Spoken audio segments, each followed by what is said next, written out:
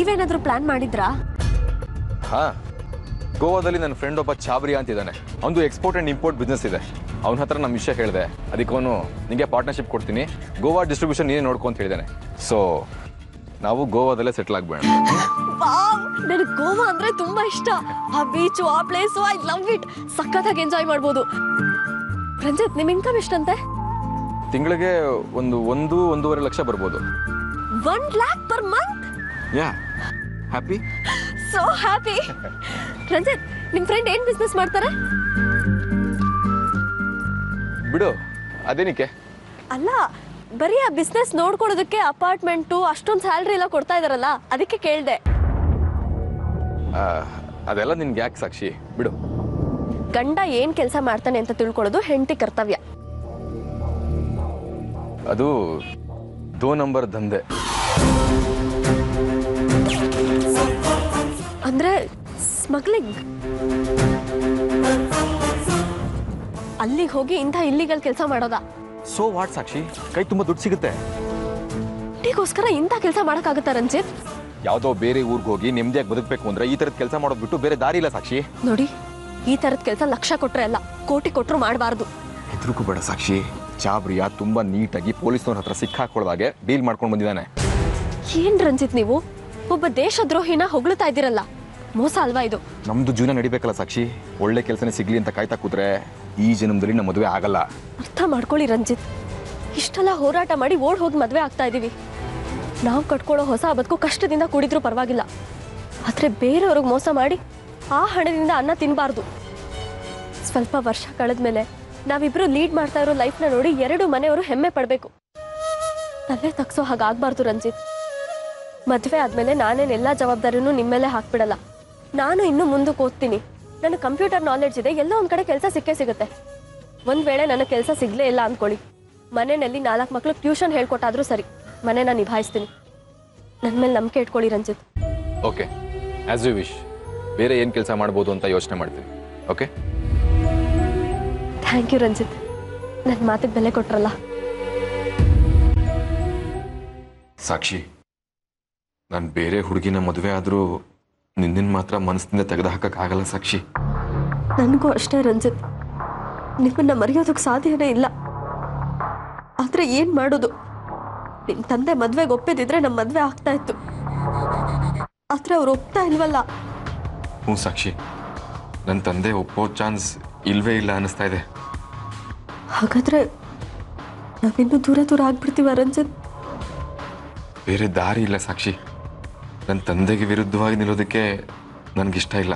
ನನಗೂ ಅಷ್ಟೇ ರಂಜಿತ್. ನನ್ನ ತಂದೆ ತಾಯಿನ ಎದುರು ಹಾಕೊಂಡು ಬದುಕೋ ಸಾಮರ್ಥ್ಯ ಇಲ್ಲ. ಹಾಗಿದ್ರೆ ಬೇರೆ ಬೇರೆ ಆಗೋಣವಾ? ಕೇಳ್ತಾ ಇದ್ದೀನಲ್ಲ, ಹೇಳಿ ಸಾಕ್ಷಿ, ಬೇರೆ ಬೇರೆ ಆಗೋಣವಾ?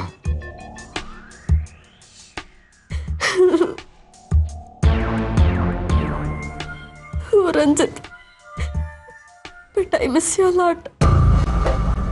I miss you too, ಸಾಕ್ಷಿ. ಏನು ಇದು ಆರ್ಯ?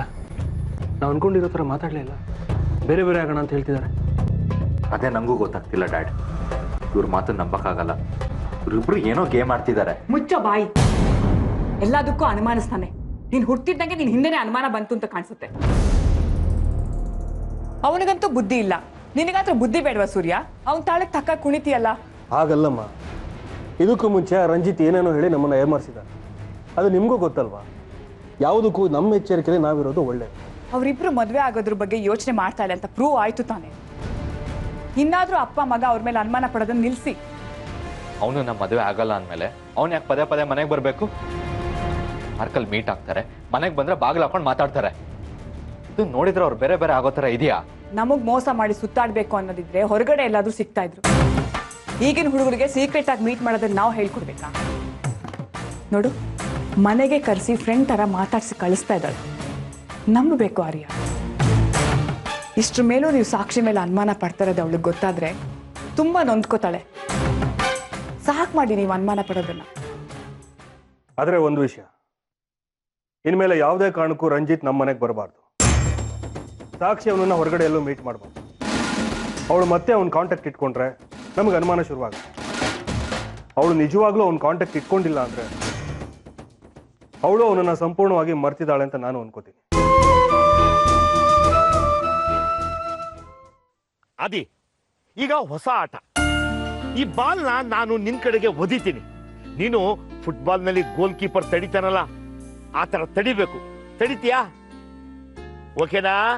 Okay, good bye. ಅದಿ ರೆಡಿನಾ?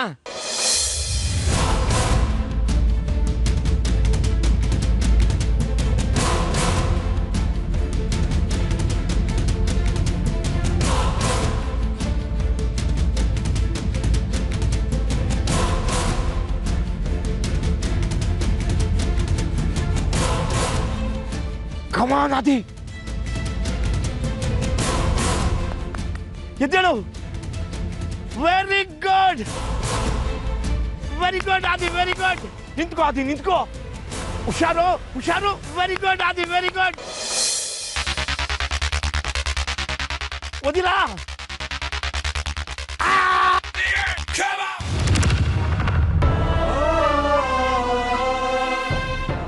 ಹೇಳು, ಹುಷಾರು.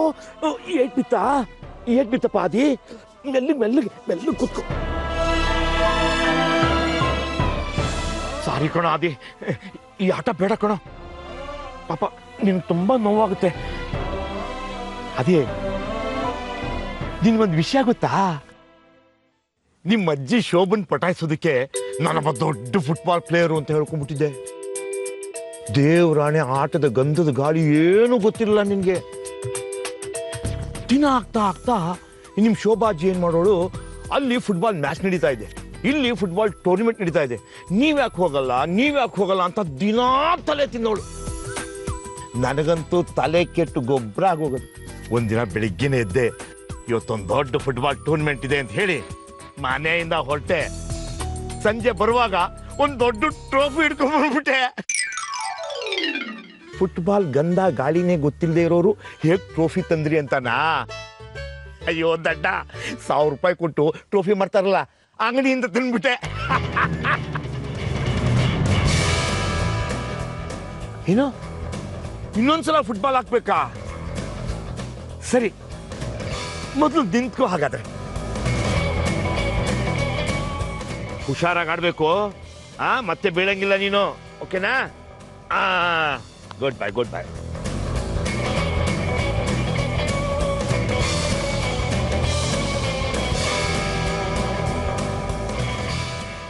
ರೆಡಿನಾ?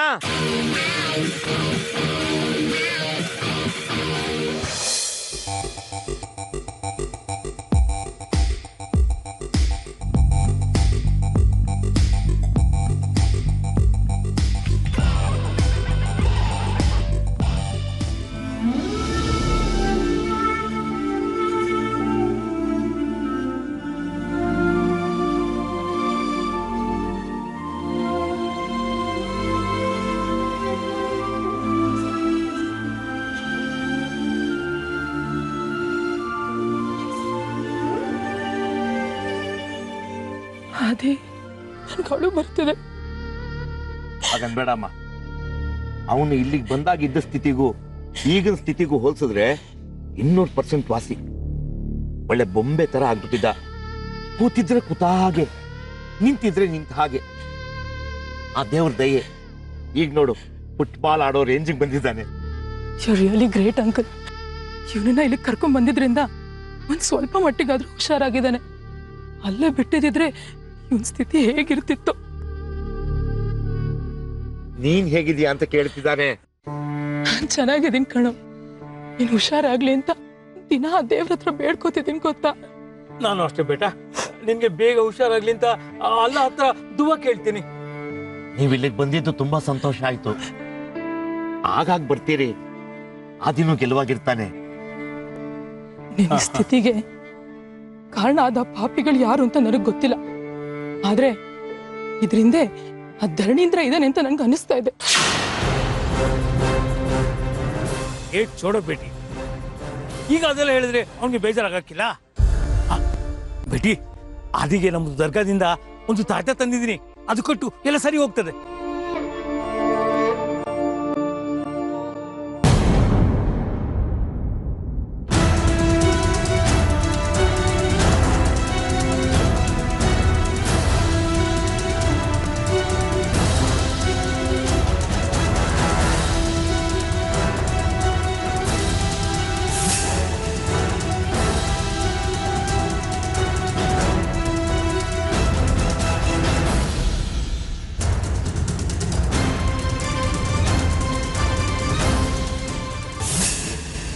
ನನಗೆ ಸ್ವಲ್ಪನೂ ಅನುಮಾನ ಇಲ್ಲ ಚಾಚಾ. ಆದಿತ್ಯನ ಈ ಸ್ಥಿತಿಗೆ ಈ ಚಿದಂಬರಮೇ ಕಾರಣ. ಅರೆ ಏನ್ ಹೇಳ್ತಾ ಇದ್ದಿ ಬೇಟಿ? ಚಿದಂಬರಂ ಆದಿತ್ಯಗೆ ಯಾಕೆ ಹಿಂಗ್ ಮಾಡ್ತಾರೆ?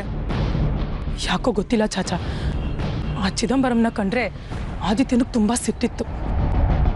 ಆ ಅರ್ಪಿತನ ಮಾತು ಕೇಳ್ಕೊಂಡು ಆ ಚಿದಂಬರಂ ನನ್ನ ಆದಿನ ಈ ಸ್ಥಿತಿಗೆ ತಂದು ನಿಲ್ಸಿದ್ದಾರೆ. ಅರೆ ಚಿದಂಬರ ಸಾಬ್ ಹೀಗೆ ಮಾಡಿದ್ದಾರೆ ಅಂತ ನನಗೆ ಅನಿಸ್ತಾ ಇಲ್ಲ ಬೇಟಿ. ನೀವ್ ಯಾಕೆ ಅವ್ರ ಪರ ವಹಿಸ್ಕೊಂಡು ಮಾತಾಡ್ತಾ ಇದ್ದೀರಾ? ಯಾಕೆ ಅವ್ರೇನಾದ್ರೂ ನಿಮ್ಗೆ ದುಡ್ಡು ಕಾಸು ಕೊಡ್ತಾ ಇದ್ದಾರಾ? ಅರೆ ಬೇಟಿ, ನಾನು ಅವ್ರ ಹತ್ರ ದುಡ್ಡು ಯಾಕೆ ತಗೊಳ್ಳಿ ಹೇಳು? ಹಾಗಾದ್ರೆ ಅವ್ರ ಫೋಟೋ ನಿಮ್ ಪರ್ಸಲ್ಲಿ ಯಾಕಿತ್ತು? ಅದ್ ನಿಮ್ಮ ಹತ್ರ ಬರೋದಕ್ಕೆ ಹೇಗ್ ಸಾಧ್ಯ? ಅದು ಬೇಟಿ, ಅವರು ಇಲ್ಲಿಗೆ ಬಂದಾಗ ಫೋಟೋಗೆ ಬೀಳ್ಸ್ಕೊಂಡು ಹೋಗ್ಬಿಟ್ರು. ಅದು ಹಾಗೆ ನಾನು ತೆಗೆದಿಟ್ಕೊಂಡಿದ್ದೆ. ಅಚ್ಚ ಬೇಟಿ, ನನಗ್ ನಿಮ್ ಮಾತಿನ ಮೇಲೆ ನಂಬಿಕೆ ಬರ್ತಿಲ್ಲ. ನಿಜ ಹೇಳಿ ಚಾಚಾ, ನೀವ್ ನನ್ನಿಂದ ಏನೋ ಮುಚ್ಚಿಡ್ತಾ ಇದ್ದೀರಾ. ಅರೇ ನಾನು ಯಾಕೆ ಸುಳ್ಳು ಹೇಳಿ? ನಾನು ನಿನ್ಗೆ ಅಪ್ಪಜಾನ್ಗೆ ತರ ನೋಡ್ಕೊಳ್ತಾ ಇಲ್ಲ. ಮುಂಚೆ ನೀವೀಗಿರ್ಲಿಲ್ಲ ಚಾಚಾ. ಆದಿತ್ಯನ್ ಕಂಡ್ರೆ ತುಂಬಾ ಪ್ರೀತಿ ಇತ್ತು. ನಿಮ್ ಮಗನ್ ತರ ಅಂತಾನು ಹೇಳ್ತಿದ್ರಿ. ಯಾವಾಗ ಆದಿತ್ಯನ್ಗೆ ಈ ತರ ಆಯ್ತೋ ಅವತ್ತಿಂದ ನಿಮ್ ನಡವಳಿಕೆಯಲ್ಲಿ ವ್ಯತ್ಯಾಸ ಕಾಣಿಸ್ತಾ ಇದೆ. ನಿಜ ಹೇಳಿ ಚಾಚಾ, ಆ ಚಿದಂಬರಂ ಏನಾದ್ರೂ ಹೇಳ್ಕೊಟ್ಟಿದಾರಾ ನನ್ನ ಹತ್ರ ಈ ತರ ಎಲ್ಲ ಮಾತಾಡಿ ಅಂತ? ಅರೇ ಕ್ಯಾ ಬೋಲ್ತಿ ಬೇಟಿ, ಅವ್ರದ್ದು ಮಾತು ನಾನು ಯಾಕೆ ಕೇಳಿ? ಯಾಕೆ ಅಂತ ಗೊತ್ತಿಲ್ಲ, ಆದ್ರೆ ನಿಮ್ ಬಿಹೇವಿಯರ್ ಏನೋ ಗಡ್ಬಡಿದೆ. ಆದಿತ್ಯನ್ ಬಗ್ಗೆ ನಿಮ್ಗೆ ಯಾರೋ ಹೇಳ್ಕೊಟ್ಟಿರೋ ತರ ಮಾತಾಡ್ತಾ ಇದ್ದೀರಾ. ಅರೇ ನಾನು ಹೇಳ್ತಾ ಇದ್ದೀನಿ ಕೇಳು ಬೇಟಿ, ಚಿದಂಬರ ಸಾಬ್ ನನಗೆ ಬಹಳ ವರ್ಷದಿಂದ ಗೊತ್ತು. ಅವ್ರು ಹಿಂಗೆಲ್ಲ ಮಾಡಕ್ಕಿಲ್ಲ. ನಿಮಗವ್ರು ತುಂಬಾ ವರ್ಷದಿಂದ ಗೊತ್ತಿದ್ ಮಾತ್ರಕ್ಕೆ ಅವ್ರ ಕ್ಯಾರೆಕ್ಟರ್ ಬಗ್ಗೆ ಚೆನ್ನಾಗಿ ಗೊತ್ತಾ? ಚಿದಂಬರಂ ಏನು ತೊಂದರೆ ಮಾಡದೇ ಇದ್ರೆ ಆದಿತ್ಯ ಯಾಕೆ ಅವ್ರ ಮೇಲೆ ಅಷ್ಟೊಂದು ಸೆಟ್ ಮಾಡ್ಕೋತಾನೆ? ಅದು ಚಿದಂಬರ ಸಾಬು ಆದಿತ್ಯಗೆ ಕೆಲಸದಿಂದ ತೆಗೆದ್ರಲ್ಲ, ಅದಕ್ಕೆ ಅವನಿಗೆ ಕೋಪ ಬಂದಿರಬೇಕು ಬೇಟಿ. ಇಂಪಾಸಿಬಲ್. ಆದಿ ಅವ್ರ ಹತ್ರ ಕೆಲಸ ಬಿಟ್ಟು ಎಷ್ಟು ದಿನ ಆಯ್ತು. ಅದಾದ್ಮೇಲೆ ನನ್ ಜೊತೆನೆ ಚಿದಂಬರಂನ 2-3 ಸಲ ಮೀಟ್ ಮಾಡಿ ಮಾತಾಡಿದಾರೆ. ಅವಾಗ ಅವ್ರ ಜೊತೆ ಆರಾಮಾಗೆ ಮಾತಾಡ್ಕೊಂಡಿದ್ದ. ಆದ್ರೆ ಇವತ್ತು ಅವ್ರ ಫೋಟೋ ನೋಡಿದ ತಕ್ಷಣ ಆದಿ ಯಾಕೆ ಅಷ್ಟು ವೈಲೆಂಟ್ ಆಗಿ ಬಿಹೇವ್ ಮಾಡ್ದ? ಅಬ್ಬಾ, ಅವನ್ ಕೋಪ ನೆನೆಸ್ಕೊಂಡ್ರೆ ನನಗಿನ್ನೂ ಕಣ್ಣಲ್ಲಿ ಕಟ್ದಾಗಿದೆ. ಚಿದಂಬರಂ ಮೇಲೆ ಆದಿಗೆ ಅಷ್ಟು ಕೋಪ ಬರ್ಬೇಕು ಅಂದ್ರೆ ಆ ಚಿದಂಬರಂ ಆದಿಗೆ ಇನ್ನೆಷ್ಟು ತೊಂದರೆ ಕೊಟ್ಟಿರ್ಬೇಡ. ಇಲ್ಲ ಬೇಟಿ, ಚಿದಂಬರ ಸಾಬ್ಗೆ ಆದಿತ್ಯ ಮೇಲೆ ಏನ್ ದ್ವೇಷ ಐತೆ ಆ ಥರ ತೊಂದರೆ ಮಾಡ್ಲಿಕ್ಕೆ? ಖಂಡಿತ ಸಂಬಂಧ ಇದೆ, ಆದ್ರೆ ಯಾಕೆ ಹೇಗೆ ಅಂತ ನನಗೆ ಗೊತ್ತಿಲ್ಲ. ಆದಿತ್ಯನ ಅರೆಸ್ಟ್ ಮಾಡಿದ್ದು ಆ ಧರಣೀಂದ್ರನೇ, ಅದ್ರಲ್ಲಿ ಡೌಟೇ ಇಲ್ಲ. ಆದ್ರೆ ಅವ್ನ ಅರೆಸ್ಟ್ ಮಾಡ್ಕೊಂಡು ಕರ್ಕೊಂಡು ಹೋದ್ಮೇಲೆ ಅವ್ನು ಯಾವ ಸ್ಟೇಷನ್ ಅಲ್ಲೂ ಸಿಕ್ಕಿಲ್ಲ. ಸ್ವಲ್ಪ ದಿನ ಆದ್ಮೇಲೆ ಯಾವುದೋ ಒಂದು ವ್ಯಾನ್ ಅಲ್ಲಿ ಅವನ್ ಮನೆ ಮುಂದೆ ತಂದು ಬಿಸಾಕಿದ್ರು. ಇದರಲ್ಲಿ ಆ ಧರಣೀಂದ್ರನ ಇನ್ವಾಲ್ವ್ಮೆಂಟು ಖಂಡಿತ ಇದೆ. ಆ ಚಿದಂಬರಂ ಇನ್ವಾಲ್ವ್ಮೆಂಟ್ ಕೂಡ ಇದೆ ಅಂತ ನನಗೆ ಈಗ ಅನ್ನಿಸ್ತಾ ಇದೆ. ಅವತ್ತು ನಾನು ಹಾಸ್ಪಿಟ್ಲಲ್ಲಿ ಧರಣೀಂದ್ರನ ಜೊತೆ ಜಗಳ ಆಡ್ತಿದ್ದೆ. ಆಗ ನೀವು ಅಲ್ಲಿಗೆ ಬಂದು ನನ್ನ ಹೊಡೆದು ಬಡ್ದು ಮನೆಗೆ ಕರ್ಕೊಂಡು ಹೋದ್ರಿ. ಇನ್ನೊಂದು ದಿನ ನಾನು ಹಾಸ್ಪಿಟ್ಲಿಗೆ ಬರ್ತಾ ಇರುವಾಗ ಆ ಧರಣೀಂದ್ರ ನನ್ನ ದಾರಿಲೇ ತಡೆದ. ನನ್ನನ್ನು ಹಾಸ್ಪಿಟ್ಲಿಗೆ ಹೋಗೋದಕ್ಕೆ ಬಿಡಬೇಕೋ ಬೇಡವೋ ಅಂತ ಆ ಚಿದಂಬರಂಗೆ ಫೋನ್ ಮಾಡಿ ಕೇಳ್ದ. ಇದನ್ನೆಲ್ಲ ಯೋಚನೆ ಮಾಡಿದ್ರೆ ಒಂದು ವಿಷಯ ಅಂತೂ ಕ್ಲಿಯರ್ ಆಗುತ್ತೆ. ಆದಿತ್ಯ ಈ ಸ್ಥಿತಿಗೆ ಬರೋದ್ರಲ್ಲಿ ಆ ಚಿದಂಬರಂ ಮತ್ತೆ ಧರಣೀಂದ್ರ ಕೈವಾಡ ಗ್ಯಾರಂಟಿ ಇದೆ ಅಂತ. ನಾನು ಈ ವಿಷಯನ ಇಲ್ಲಿಗೆ ಬಿಡಲ್ಲ. ಆದಿತ್ಯನ ಈ ಸ್ಥಿತಿಗೆ ಆ ಚಿದಂಬರಂ ಮತ್ತೆ ಧರಣೀಂದ್ರ ಏನಾದ್ರೂ ಕಾರಣ ಅಂತ ಗೊತ್ತಾದ್ರೆ ಅವರಿಬ್ಬರನ್ನು ಜೈಲ್ಗೆ ಹಾಕಿಸ್ತೀನಿ. ನನ್ನ ಹತ್ರ ಬಂದು ಮಗಳು ಮಗಳು ಅಂತ ನಾಟಕ ಆಡಿ ಹಿಂದೆ ಹೋಗಿ ಆದಿತ್ಯಂಗೆ ಇಷ್ಟೊಂದು ಕಷ್ಟ ಕೊಡ್ತಾರ. ಅವ್ರನ್ನ ಮಾತ್ರ ನಾನು ಸುಮ್ಮನೆ ಬಿಡಲ್ಲ. ಅವ್ರ ಹತ್ರನೇ ಹೋಗಿ ಕೇಳ್ತೀನಿ. ಬೇಟಿ ಬೇಟಿ, ಅರೆ ಅಲ್ಲ ಏನ್ ಮಾಡೋದು ಈಗ?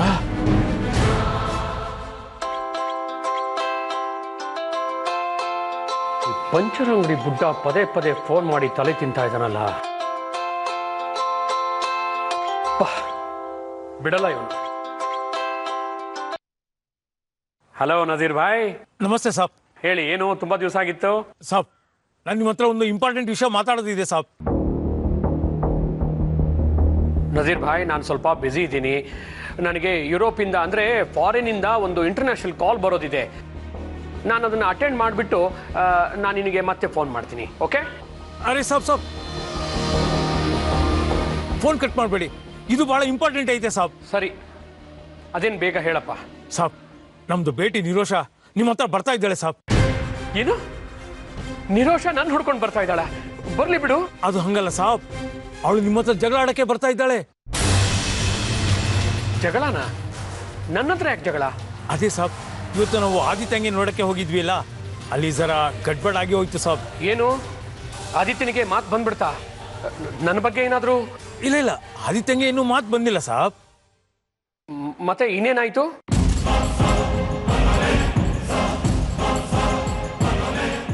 ಆದಿತ್ಯಂಗೆ ಹಿಂಗೆ ಆಗೋದಕ್ಕೆ ನೀವೇ ಕಾರಣ ಅಂತ ನಿರೋಷೆಗೆ ನಿಮ್ಮ ಮೇಲೆ ತುಂಬ ಕೋಪ ಬಂದಿದೆ ಸಾಬ್. ಅದಕ್ಕೆ ನಿಮ್ಮ ಹತ್ರ ಜಗಳಾಡಲಿಕ್ಕೆ ಬರ್ತಾ ಇದ್ದಾಳೆ. ತತ್ತೇರಿಕೆ ಅಲ್ಲ ನದೀರ್ ಭಾಯ್, ನಾನು ಆ ರೀತಿ ಎಲ್ಲ ಮಾಡಿಲ್ಲ ಅಂತ ನೀವಾದ್ರೂ ಸ್ವಲ್ಪ ಅವಳಿಗೆ ಬಿಡಿಸಿ ಹೇಳಬೇಕಲ್ವಾ? ನಾನು ಹೇಳಿದೆ ಸಾಬ್, ಆದ್ರೆ ನಿರೋಷ ಭೇಟಿ ನಂದು ಮಾತಿಗೆ ಕೇಳ್ತಾ ಇಲ್ಲ. ಈಗ ಅವಳು ಹೊರಟು ಎಷ್ಟೊತ್ತಾಯ್ತು? 10 ನಿಮಿಷ ಆಯ್ತು ಸಾಬ್. ಸರಿ, ಥ್ಯಾಂಕ್ ಯು ನದೀರ್ ಭಾಯ್ ಫೋನ್ ಮಾಡಿದ್ದಕ್ಕೆ.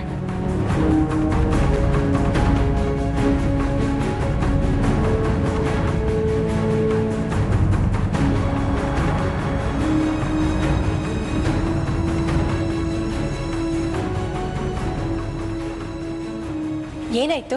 ಯಾಕೆ ಇಷ್ಟೊಂದು ಟೆನ್ಷನ್ ಇದ್ದೀರಾ? ನನ್ನ ಕಂಪ್ನಿ ಒಂದು ಲಾಸ್ ಆಗೋದ್ರಲ್ಲಿದೆ. ಯಾವ ಕಂಪ್ನಿ? Nirosha private limited. ನಿರೋಷನ? ಯಾವ ಕಂಪ್ನಿ ಅದು? ನಾನು ಹೆಸರೇ ಕೇಳಿಲ್ಲ. ಅದೆಲ್ಲ ಆಮೇಲೆ ಹೇಳ್ತೀನಿ, ಏನೆಲ್ಲ ಹೇಳ್ಕೊಂಡು ಕುತ್ಕೊಳಕ. ನೋಡು, ಸ್ವಲ್ಪ ಹೊತ್ತು ಮನೆಗೆ ಯಾರೇ ನಾನು ಕೇಳ್ಕೊಂಡ್ ಬಂದ್ರು ನಾನು ಮನೇಲಿ ಇಲ್ಲ ಅಂತ ಹೇಳ್ಬಿಡು, ಗೊತ್ತಾಯ್ತಾ? ಯಾರು ಬರ್ತಾರೆ? ಯಾರು ಬರ್ತಾರೆ ಅಲ್ಲ, ಯಾರಾದ್ರೂ ಬಂದ್ರೆ ಹಾಗೆ ಹೇಳು ಅಂತ.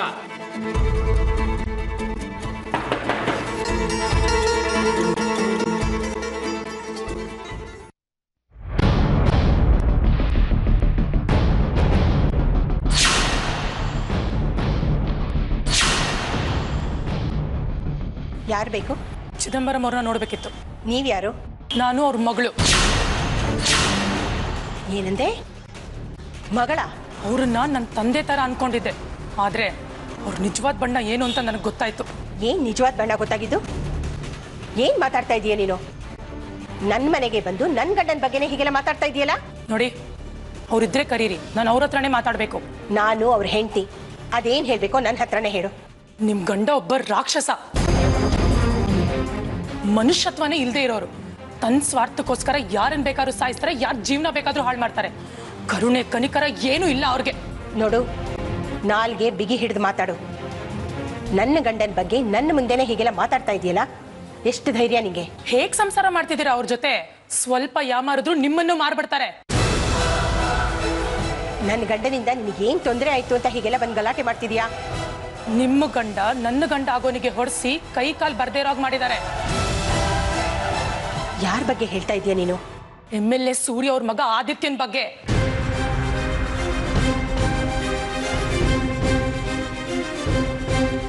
ಒಂದು ಕಾಲದಲ್ಲಿ ಆದಿತ್ಯ ನಿಮ್ ಯಜಮಾನ್ರನ್ನ ದೇವ್ರ ತರ ಅಂತ ಅನ್ಕೊಂಡಿದ್ದ, ತನ್ನ ತಂದೆ ತರ ಅಂತಾನು ಅನ್ಕೊಂಡಿದ್ದ. ನಮಗ್ ಹೆಲ್ಪ್ ಮಾಡೋ ತರ 5 ಲಕ್ಷ ಕೊಟ್ಟು ವಾಪಸ್ ಕೊಡ್ಬೇಡ ಅಂತಾನು ಹೇಳಿದ್ರು. ಆಮೇಲೆ ದುಡ್ಡಿಲ್ದೇ ಇದ್ದಾಗ ತಕ್ಷಣಕ್ಕೆ ವಾಪಸ್ ಕೊಡು ಅಂದ್ರು. ಅವ್ರ ಜೊತೆಗೆ ಇನ್ನೊಬ್ಬ ಯಾವನೋ ಮನೆ ಹಾಳ ಆ ರಂಜಿತ್ ಅಂತಾನು ಸೇರ್ಕೊಂಡಿದ್ದಾರೆ.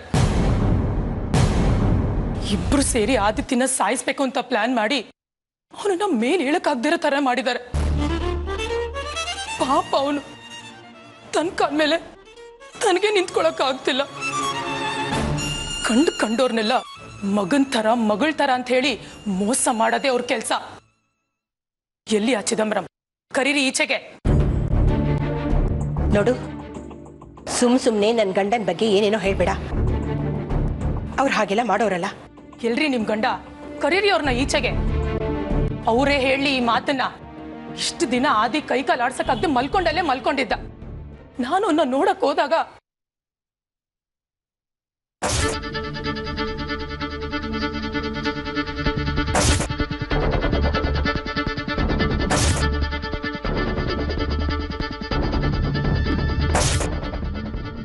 ನಿಮ್ ಗಂಡ ಅವನ್ಗೆ ಅಷ್ಟೊಂದು ತೊಂದರೆ ಕೊಟ್ಟಿದ್ದಕ್ಕೆ ತಾನೆ ಆದಿ ಅವ್ರ ಫೋಟೋ ನೋಡಿದ ತಕ್ಷಣ ಆಗ ನಡ್ಕೊಂಡಿದ್ದು.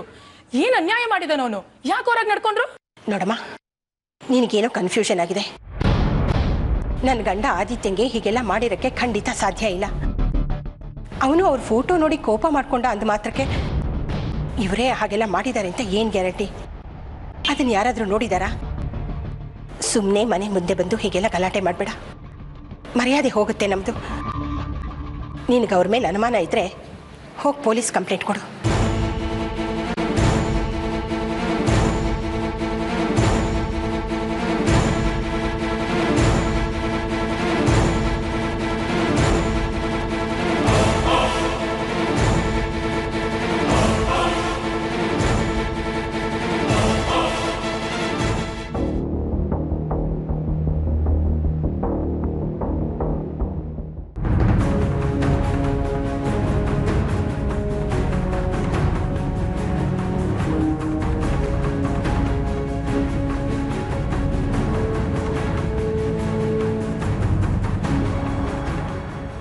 ಈ ಹುಡುಗಿನೇ ಅಲ್ವಾ ಮೇಡಮ್ ನಿಮ್ಗೆ ಜಾಗ ಕೊಡದೆ ಆಟ ಆಡ್ಸರೋದು? ನೀವೊಂದು ಮಾತನ್ನಿ, ಅವ್ಳು ನಡ್ಕೊಂಬಂದು ನಿಮ್ಮ ಕಾಲ್ ಕಡೆ ಬೆಳೆಸ್ತೀನಿ. ಏ ಫೂಲ್, ಅವಳು ಚಿನ್ನದ ಮೊಟ್ಟೆ ಇಡೋ ಕೋಳಿ. ಕುತ್ತಿಗೆ ಕುಯ್ದ್ರೆ ನಮ್ಮ ಕೈಗೆ ಸಿಗೋದು ಬರೀ ಪುಕ್ಕ ಮಾತ್ರ.